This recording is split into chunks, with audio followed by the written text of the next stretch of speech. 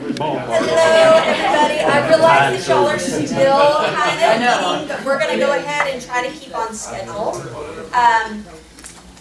Our author today, which hopefully most of y'all know, when we were putting this together and we decided to try to do this, because it is the first year, I get to be really selfish. Because it's my program and I got to decide who came.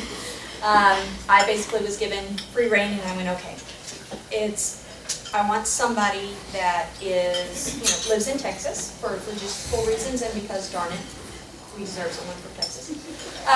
And I wanted someone whose work I really enjoyed, not for an academic purpose, because we all get that being part of the college community. We are bombarded with academic purpose all of the time. So I wanted someone who I enjoyed for personal and pleasure reading. And I have read every Morganville Vampire book. That's an investment. It is. And I love them because her vampires are real. There are no sparkles.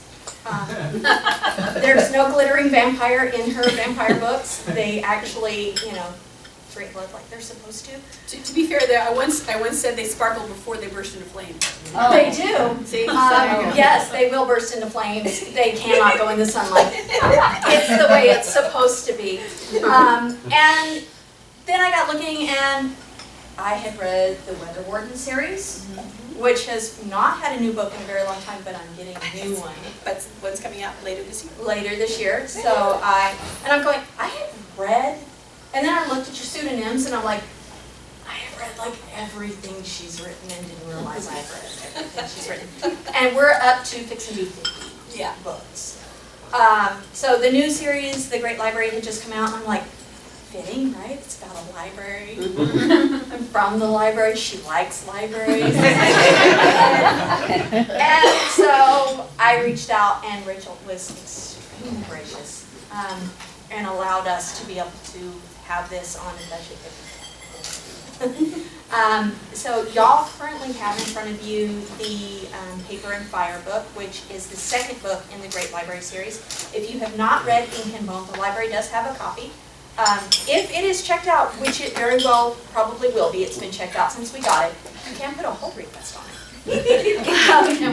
I might be able to donate a couple more copies. That would be super lovely because I can't keep it on the shelf. And the book is pertinent and relevant and wonderfully written, and I think it's my favorite. As much as I love Morganville and Exile, Texas. You have read everything. If you haven't read Exile, You're read one of Exile. 5 people. And I think it's my new favorite, and it's supposedly written for young adults, but I'll make the argument that every adult in here will find value and use for it. So it is my great pleasure to introduce to y'all Ms. Rachel.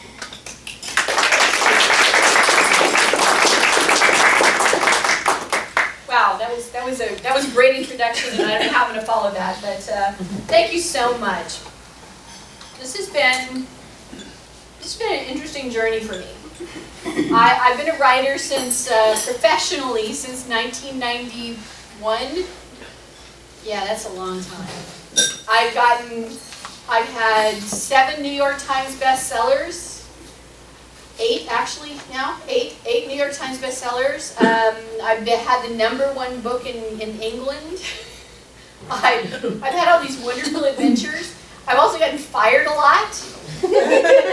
Because you can get fired from writing, by the way. It's a thing.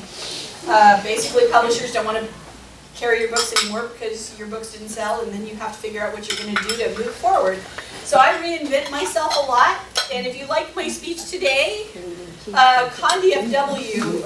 DFW Writers Conference, because they're 2 different things, is in May, and I'm going to be giving the keynote there on reinvention, because that is something that I think everybody who wants to be a writer needs to understand how to do. And that's part of why I love the Great Library series, because it became sort of at a time in my life when I started putting these pieces together where I really wanted to do something big and ambitious.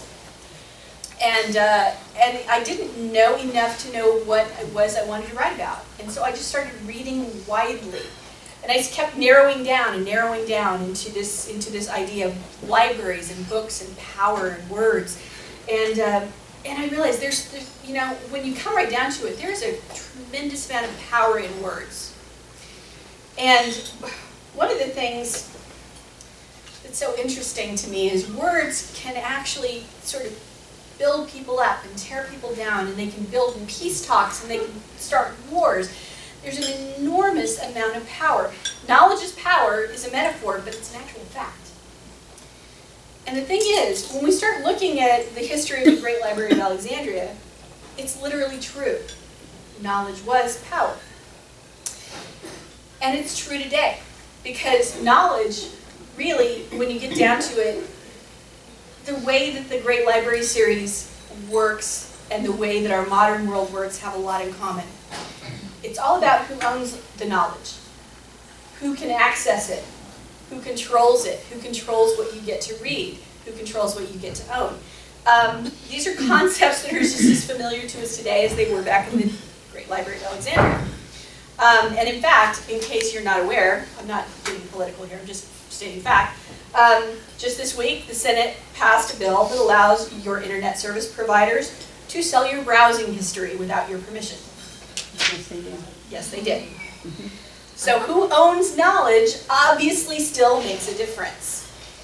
And what we think of as modern concepts and first world problems really goes back a really long way.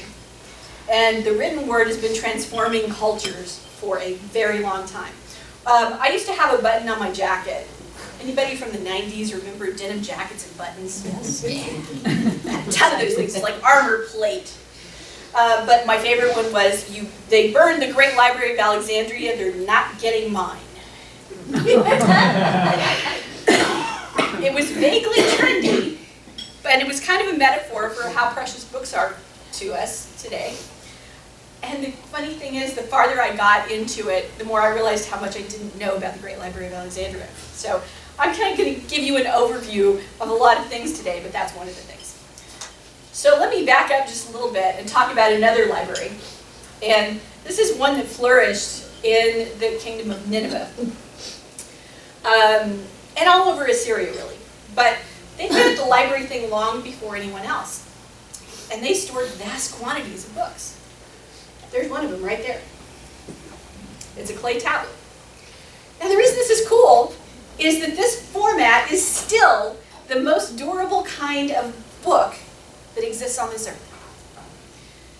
They are still unearthing them in Iraq. In fact, as we speak, probably a lot of them are getting destroyed in airstrikes because they find them everywhere. They're turning up out of the ground. And the Assyrians not only did their own collection of knowledge, they actually were reproducing knowledge from the other civilizations that had gone before them. So they had works of the Sumerians and the Akkadians and all this different stuff. They were carrying the knowledge forward. So this is still the most durable format of information we have. And apart from that, every other format we have is ephemeral to some extent or other. It's just a historical fact that we have more documents from Nineveh than from anything until the invention of the printing press. So, that's just to give you sort of a context here. So now I get to talk about the Great Library, which is, woo, I love the Great Library. But here's the fun thing. Everybody thinks of it as sort of an altruistic enterprise. Oh no. The Great Library of Alexandria was not built to allow everyone to come in and read the books. The books were hoarded. The books were there to create a power center for the Pharaoh of Egypt. And they actually had such a huge storehouse of knowledge that it was kind of like Scrooge McDuck in the vault of gold. A little harder to dive into, to be honest. But you can imagine the reputation this gets you. Now, this was in a time when each one of those scrolls was probably one or two that existed in the entire world. So, if you think about it that way, those are valuable, they're rare, and they're locked up. The scholars who Pharaoh really cultivated, he would have them come and stay in the library complex, in the university complex in Alexandria. And he would literally pay for them to live there for years, sometimes their entire lifetimes, doing nothing but scholarly work. But they only got access to part of the library. There was little sections that were set off. This is only for people who were of this rank, or this is only for people who have passed this test. All this stuff. But he didn't do it because he loved academia. He was amassing a think tank. And out of that think tank, they got all kinds of medical breakthroughs, scientific innovation, all of these wildly creative things. Automatons, which I have in my books, actually existed. They existed at the time. And one of the most famous people from Alexandria was a guy called either Hero or Heron, depending on which book you read, who was a genius on the level of someone like Da Vinci. And he created automated temples. You would literally walk into your temple, and you would step on a pressure plate. It would displace water that would be forced into boilers that would create steam, that would turn wheels, that would dispense holy water. Yeah. And we think that's modern. I think that's interesting. But this ultimately, all of this knowledge really made the library a target. Because when you think about it, everybody started to realize what kind of power base this was. And other cities began arms races of libraries. Why? Because it's not a circulating library. You can't borrow the books. They're not going to lend them out to you. Oh, and by the way, one of my favorite things about the library is their collection policy. They didn't buy things because he's Pharaoh. There was the few scrolls that they were able to recover, or the ones that they had descriptions of. Some of them had a peculiar little tag on them that said "from the ships," and it took them a while to realize that "from the ships" meant that as the ships would sail into Alexandria Harbor, which was a great, huge clearinghouse of industry, they would search the ships and they would confiscate your books and put them in the library. And they'd say, "Thank you," and that would be it. And they would put a tag on them that said "from the ships," which I feel like was just a kick in the teeth, really. So I kind of ran down the Great Library a little bit. But they were also the first in the world that we know of to open a public reading room. This was not a lending library, but you could come in and you could actually touch the books. You could actually read the books. And now these had to be qualified people of a certain status. But they actually finally said, well, you can bring the women in if you watch them. They must be accompanied by a parent or guardian, I'm just saying. So, but they were way far ahead. But here's where their downfall was. It was that thing we talked about earlier, format. Because papyrus, of course, is vulnerable. Flood, fire, damage, mold, all kinds of things. And we talked about the destruction in the Great Fire of the Great Library, but actually it was several disasters over and over and over again that chipped away at it. But it's still an amazing idea. It's really the thing that we hold up as the icon. What's interesting is it wasn't even the largest. There was a library at Pergamum, which was actually the Athenians ran it. This is why I said it was an arms race. It was such a hotly contested arms race of books. The library at Pergamum was estimated to have over 1 million scrolls in it at one point. And Alexandria was somewhere around the same amount. And Aristotle was so angry that they kept coming to him and asking him for his books that he buried them in a jar in the backyard. Literally buried them because he did not want anyone to have them. And eventually somebody dug them up and they were sold off and copied and poorly copied and lost and etc. But I just thought that was an interesting idea, that they would be so in pursuit of books that they would be hounding scholars. It's kind of like, literary agents calling up and saying, hey, how about that book you read? No, that doesn't happen, by the way. But when you talk about the destruction of a center of knowledge like this, there's a word for it. And it's called biblioclasm. And I hate that we have a word for it, because it means it keeps happening. So, China really actually had one of the biggest biblioclasms of all, and it was political. That's not a terrible surprise, really. But when the great empire of Qin was first formed, the new emperor, who had put together for the first time a real steady China that ranged across many states, realized that all of these people that he was asking to run these city-states were telling him, oh, we can't do it that way. This is the way it's always been done. He didn't like that. So here I'm going to quote the chancellor's argument, because the emperor was so angry. And the chancellor said to him, "You must defeat your rivals. These petty rulers draw on antiquity and history to justify their present, and they parade empty words to confuse facts. I therefore say, all records of historians other than ours be burned." And they did it. There were history of millions of people were piled up and burned. And it was done so they could rewrite the history in a way that was more favorable to the emperor's policies. Now, what's interesting is after all of that, what we mostly remember him for are terracotta warriors. That's it. He was so forgotten, they didn't even remember where he was buried. And yet, we destroyed all the history. But here's where history kind of gets its revenge. Was during the course of that, there was a legend that went around about the 460 scholars. 460 scholars were scholars who stood up and said, "I will not let you burn my books." And so they were rounded up and they were buried alive with their books. And yeah, that probably didn't happen, but it was a great story, and people kept telling it. And they kept telling it and telling it until it became the rallying cry for restoring history in China. And so it actually brought about this great renaissance of learning and scholarship after that emperor was dead. And he inadvertently sowed the seeds of something that caused everyone to forget him, which I kind of love.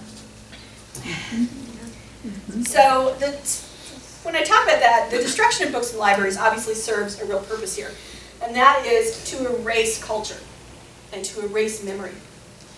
And the more important books are to a people, the more likely they are to be targeted, because it centers their worship and their knowledge and all of those things.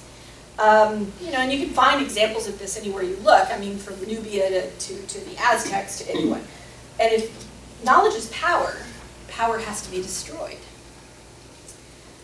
So, we get to Rome, and I like Rome because Rome is weird. You would think Rome would be this enormous center of scholarship, because look at all they achieved. They mostly achieved it by stealing from everybody else, which, appropriate, I guess. But, they really weren't focused on developing the mind. They were all about the body and the health and the physical. So scholarship was a gentleman's hobby. It was very much a hobby. And it was done in your leisure time, and there was no official history ever written. There were lots of chatty things like Suetonius. If you ever never read Suetonius, he has got the goods. It is fascinating. This guy is like the gossip columns of ancient Rome. But if you wanted to get an education, really you went off to Athens or Alexandria, but you rarely committed to go like the full course of study. You went off and got educated and came back to Rome. Because Rome didn't have schools or universities unless they were run by imported Greeks. And unlike other cultures, they didn't pay for services like engineers or physicians or teachers, or anything that was considered a public benefit was expected to be provided for free. So it's strange that Rome was the first one to actually have open-air public libraries for anyone to access. And that does not seem weird. But they did, and they always had them next to the bathhouse. So you could get your book and go soak in the bath while you read. Does that sound familiar? I love that one of the most famous libraries of Rome, and mind you, they were so important that when they were destroyed by fire or whatever happened, they were immediately rebuilt. That was the #1 priority. In fact, Emperor Trajan, who was probably the least literary person who ever lived. He hated to read, he hated scholarship, he didn't want to have anything to do with it, but the second that a library burned, he built a new one. Because that was how important people thought they were. Probably that and chariot racing were like right up there. And it's now considered, the library system in Rome is considered the closest thing they had to an official cultural institution that wasn't religious. Fascinating. And by the way, it wasn't small stuff. Even like the greatest teacher of Rome had 30,000 books in his own personal library. I mean, these things were huge. However, here's the thing, they had booksellers. You didn't buy a book from the booksellers if you were smart, because they would copy half a book and then sell it to you. Yeah, if you wanted the whole book, you'd have to come back. That's what we get cliffhangers, by the way, yes. So, and here's a lovely note that I thought you would appreciate, being scholars yourselves. Women of Rome, of course, were not considered, very smart. When they did receive an education, they were mostly allowed only to do things that were considered metaphysical and appropriate to women's limited capacity to understand. Guess what those things were? Philosophy and math. Yeah, I don't understand that either, but that's just how the Romans saw it. Literature was, on the other hand, a very masculine subject and only reserved for men because they were giving important orations, of course, in the Senate. So I thought, given the current discussion about women in STEM fields, that was kind of illuminating. So I wanted to read you this lovely quote. I recently lost a precious volume to another bidder at auction. He drove the price far above actual worth and admitted to me he had no idea what the book was about. He was amassing a great library to impress his associates and had a spot open on his shelf in which the book fit perfectly. What century is that? Any guesses? It's probably last Today. week. That's right. It sounds like me on eBay, I swear to God. But no, this is 10th century Spain. This is at a time when most of the Western Christian European cities had pretty much kind of gone to let's burn everything and destroy everything that's not religious. So what was happening in the places that were more controlled by the Muslim faith is they placed greater emphasis on reading and writing and bringing together knowledge. So by the time that this comment was made, the House of Wisdom in Baghdad was a vast center of translation and knowledge. And by the way, they invented zero, so good for them. Spain had 70 libraries at this time. And in Cordova, they had 600,000 books at a time where the greatest library in Christendom was 1,000. Yeah, these guys had it going on. Now, what's interesting is they had saved a lot of the works of earlier civilizations. That's where they all went. And these scholars translated them, usually from the Greek, into Arabic. And then they also made a copy, usually, in Latin. Why? Because Latin was kind of the lingua franca of the period. So they could trade it to other places. It's lucky they did, because when the Crusades started, they burned all the Greek stuff, they burned all the Arabic stuff, but they kept the Latin. It was saved because that was the religious language. Not because of anything that was in it. It was a happy accident. And here's the scale of what we're talking about, because in about this time, the Caliph of Cairo had 1.5 million books in his collection. In 1068, the Turkish army came, and they stripped the bindings off the books to make shoes. And they buried the pages outside of Cairo on a hill that became known and is still known to this day as the Hill of Books. And that's a biblioclasm that I think we can all really mourn, because the bindings were more important than the pages. Well, on a cheerier note, what kind? The Renaissance. Woo! We like the Renaissance. This is the Laurentian Library of Florence, which was designed by Michelangelo. Here, they're trying to evoke the glamour of Rome as they remember it.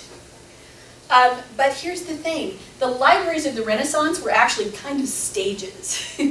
They were places for the powerful merchant families to demonstrate how smart they were and how wonderful they were. So everything in there was kind of meant to be seen and not touched.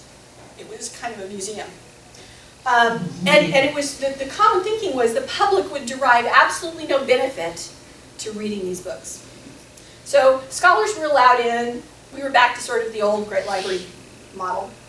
And it really, when you think about it, public was about publicity.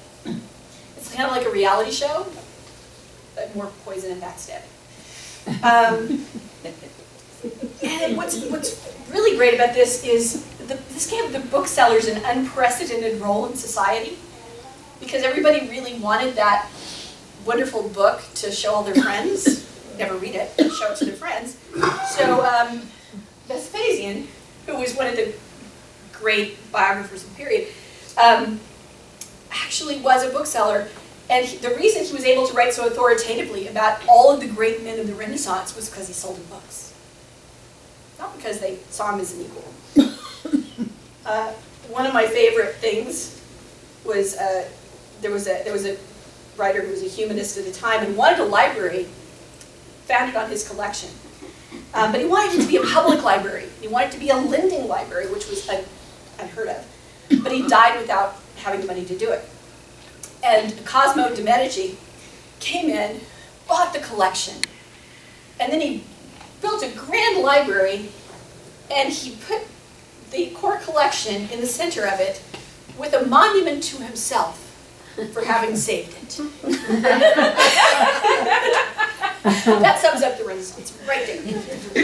But change was in the wind, and this is why. That doesn't look very impressive, but that is in fact a press. And the moment that ink began to hit paper, things began to unravel, because it tore up all of the rules, all of the societal expectations, the conventions, the structures. And by the 1600s, this was pretty much unstoppable.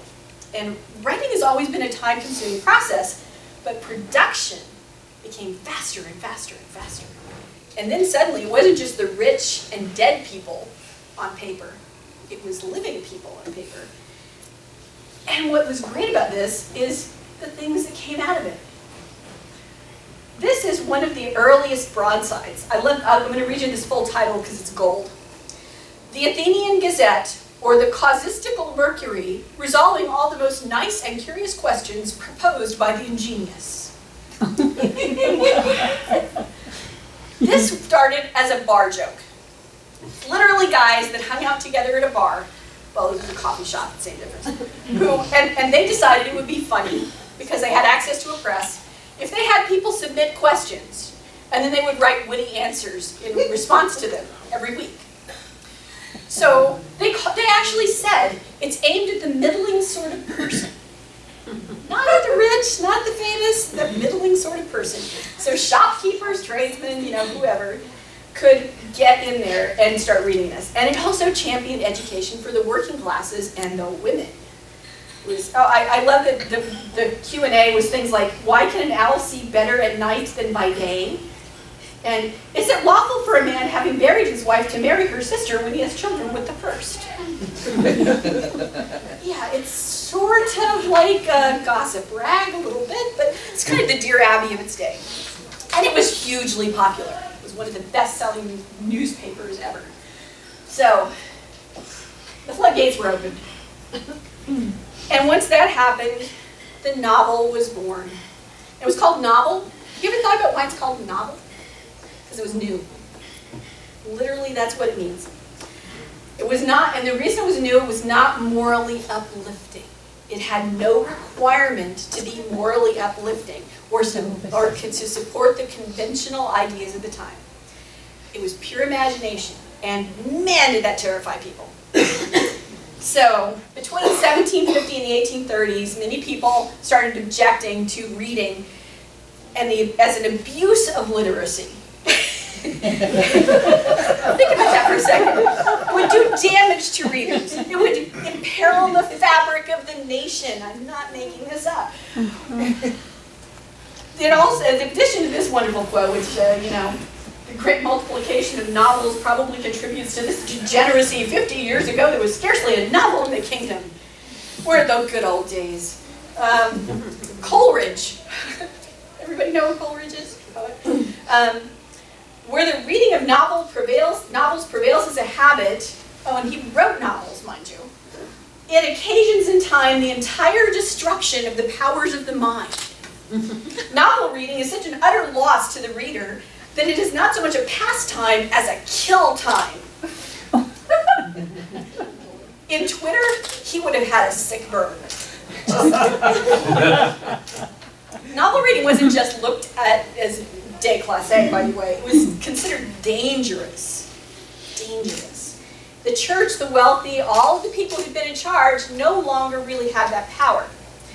And they didn't have the ability to crush people, and that really made them angry. But they fought back. I recently came across a record of the reasons women were committed to asylums. One of them was excessive novel reading. It's a real thing. Laborers could be fired if they were seen reading in their spare time. Speeches came from authority figures about the whole idea of novels being sinful.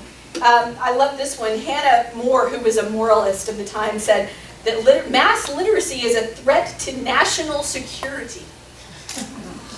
Yes, they were intellectual poison. That's scary. And what's odd is, what did that come to? The state-supported reading library. Isn't that weird? Now, the objection to most of it had a moral base, because women were becoming illiterate, and because they got more and more free time, and they wanted to read the exciting stories, and that gave them ideas, and ideas were bad. So, this is a quote from a play called The Rivals. I think this needs to be on the door in every library in the world. A circulating library in the town is an evergreen tree of diabolical knowledge. It blossoms throughout the year, and depend on it, Mrs. Malaprop. They that are so fond of handling the leaves will long for the fruit at last. That sounds kind of sexy. So obviously, this is saying a book plants ideas in a girl's head, and it's actually explicitly said in this play that it's better for her to have never read a word than to ever read a wrong one. Ladies Magazine in 1780 said, novels are the powerful engine by which the seducer attacks the female heart. And they are all, in a sense, pornographic because they violate the inexperienced imagination.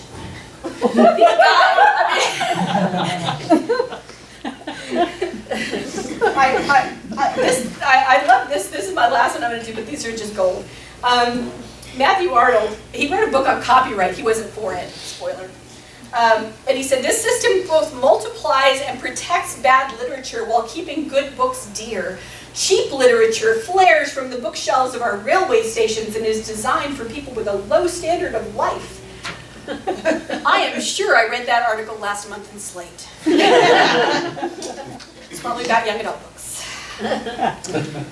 The original idea of the circulating library, and the reason the Parliament passed the whole measure, was the idea that libraries would be filled with serious books of character. You know what? People don't want those.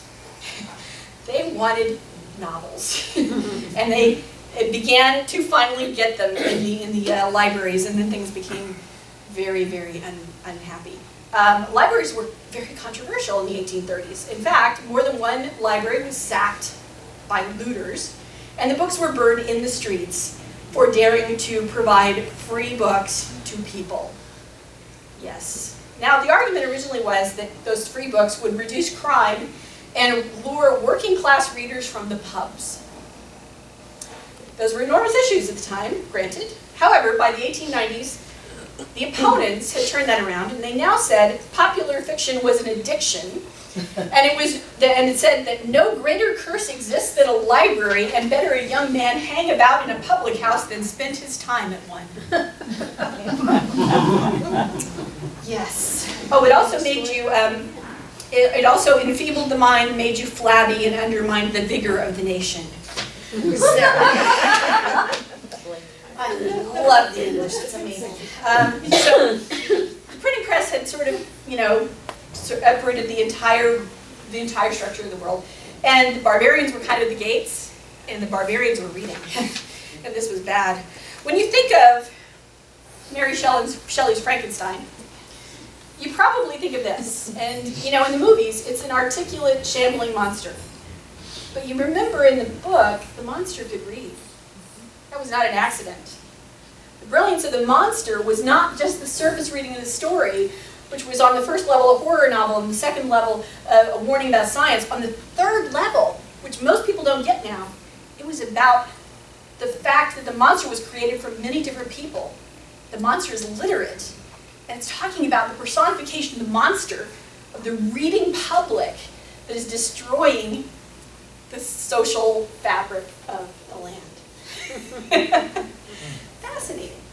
So yeah, monster was literally the new reading class striking back at the father knows best kind of idea. And what was great about this too is about the time that this book was written, the writers of these kinds of novels, which we would now term horror novels, began to have a name. You know what it was? Terrorists. Novels of terror. You wrote a novel of terror, you were a terrorist. Yeah. So, yes. We didn't get to America. We've had a long journey. I promise it'll be brief. But the library was seen as really both terrifying and also addictive. And so it became the role of librarians to fix things, to curate and recommend better books, and obviously go kind of almost to a caregiver role, to take books away from people. If they saw you reading something you weren't supposed to be reading, they would literally come take it away from you and they would give you another book. Yes, yes. And at the time that this was happening, the gentleman, William Poole, who was one of the founders of the Chicago library system, was arguing about this. And he said, these people forget the steps of mental development. The stories you read in the nursery, and the book of adventure, and the sentimental novel, and supposes that if robbed of lesser works, people read to the highest standard without the development. But he's wrong. If you take away their choice, they will not read at all. I love that. And that argument is still alive in every school board meeting, every city council meeting in this country. There are many, many voices right now telling us libraries are outdated and unnecessary. They're telling us, oh, children shouldn't be reading these things. And by the way, I just heard this last week, nobody reads anymore, it's all in the internet. This is very similar to a quote in the 1890s. The public which reads at all is very small. The public which would feel no lack of book printing ceased is enormous. And so that's not true. It's just not true, and the internet thing isn't true either. So let's get this out of the way. Everything isn't on the internet. It's not going to be on the internet. The vast quantities of material that have been written exist on paper, and they are going away. We have a problem now, because we're back to the format issue. Paper degrades. You can only save things that, it's left up to sort of these unelected, bless them, librarians, love you guys, to decide what to save and what to throw out. It's a problem of worthiness. And entire decades and centuries of books are already gone now, and there's no digital trace of them. If you try to look for the digital footprint of authors that were writing in the 80s, particularly female authors, you will find they're gone. They're just gone. If you don't have them on paper, you're probably never going to have them. So, libraries, I know, face a lot of challenges. There's a lack of space, lack of funding. and they're being pushed to get rid of books in favor of digital. But in doing so, we really come back to survivability. Because there is no format as delicate and as easily destroyed as electronic data. Papyrus wasn't as fragile as our electronic data. We can lose it to data rot, to hacking, to disasters, to backups that corrupt. There's no system that doesn't have bit rot. No system. And what happens when you start having a software change and you can no longer read your old data? I've been around long enough that I have things that I wrote in the beginning I can't pull up anymore. It was written in Word 1.0. That's not backwards compatible. That changes too. So the printing press, as huge as an advantage as it was, is not going to make us immune. And in digitization, we also face a loss of knowledge and also a loss of tactile history. Books in of themselves have a history. They're objects. They are a history of binding. That goes away too. The reason that there's this slippery concept of ebooks not being as valuable as a paper book is that it's not about just the content. It's about having something that physically is in your hands. So there are people who don't quite see the difference, and I think we have to go back and look at that concept of the biblioplasm. Because if data biblioplasm comes, it's going to make all those other ones look like nothing. So that's kind of my summary of the history of libraries in a very short span of time, and also why this is such an important topic to me. The reason I wrote the Great Library series is I wanted to talk about these issues. I wanted to talk about the idea of print versus electronic, but not in a way that was just in the real world. So that's kind of how I went about it. And we are facing that transformation now too. So it's going to be long and bloody. I have no doubt that we're going to be fighting this battle a long time. But I still have my button. Because, yes, they got the Great Library of Alexandria, they're not getting mine, and I believe that. I think it's essential to our survival. So I would urge you, in the honor of the Great Library, go get if you don't have a library card to your public library, get one. Support the public funding of libraries and schools, and, patronize your local bookstores. I love ebooks too, but, paper needs to be here as well. Because in the end, really, we're all chasing after the Library of Alexandria, aren't we? One book at a time. So, keep chasing it. Thank you.